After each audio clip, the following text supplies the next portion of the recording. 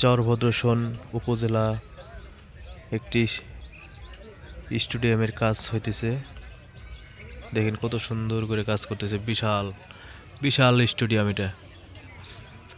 এটা হচ্ছে চরভদ্রশোন জেলখানা রোড। জেলখানা রোড দিয়ে এই যে পাশে রাস্তাটা হচ্ছে উপজেলার রাস্তা। এখান দিয়ে উপজেলা বেরিয়ে গেছে।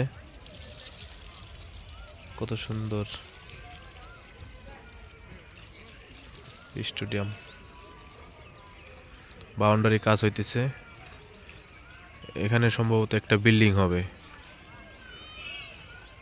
এই যে দেখেন বিশাল। ওই কর্নার পর্যন্ত, আরে দেখেছে ওই কর্নার, ওই নীল টিন পর্যন্ত বাউন্ডারি হবে।